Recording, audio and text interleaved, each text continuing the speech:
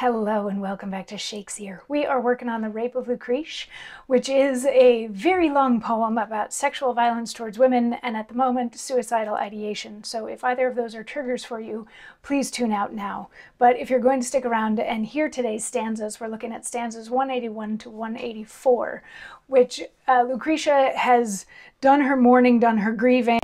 She's still in the middle of all that. You know, that doesn't just go away after 10 minutes.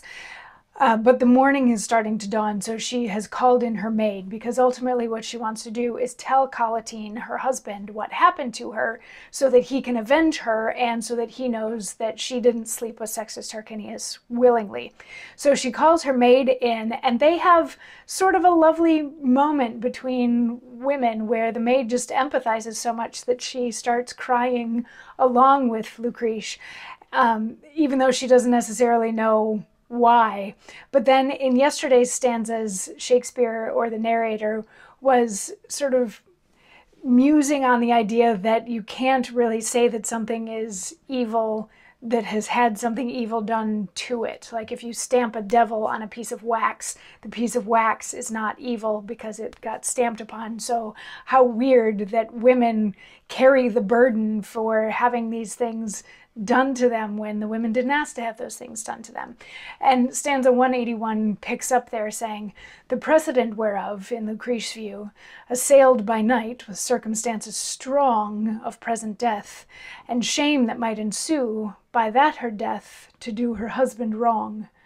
Such danger to resistance did belong, that dying fear through all her body spread, and who cannot abuse a body dead?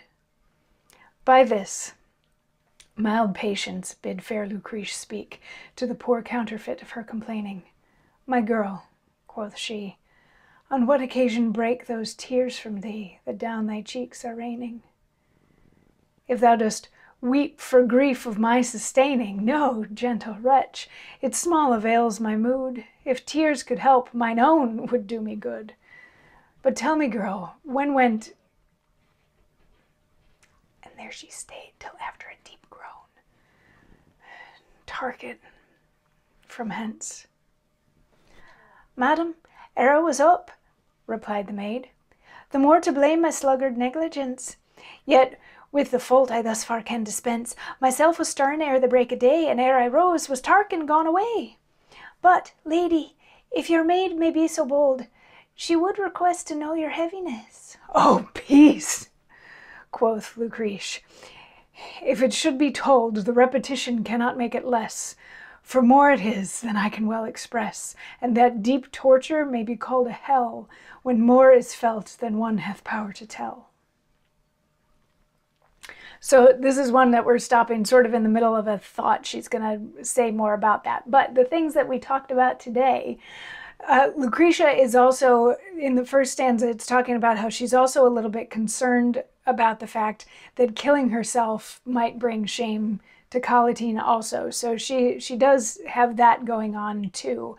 But it's all of these things going on inside her that makes her turn to her maid and say, you know, why are you crying? Like my own tears didn't help, so yours aren't going to help either, you know. But what I want to know from you is, when did he leave? And she has problems even saying his name at this point. She takes a really big pause and groans before she's able to say his name. She's like, when did he leave? And the maid, who apparently is Irish today, my apologies for the terrible accent, the maid says, you know, he was gone before I woke up, and I'm sorry that I didn't wake up earlier, but I was up super early and he was already gone before I woke up. And then she starts to ask, you know, why are you so sad? What's wrong? And Lucrece cuts her off and says, like, hush, I don't want to have to tell the story more than once, because it's a really difficult story to tell. And that's sort of where we cut off today. She's going to get into her idea for how to share the story widely without having to tell it over and over and over and over and over again. She's going to get into that in tomorrow's stanzas. So I will see you then for that. Mwah.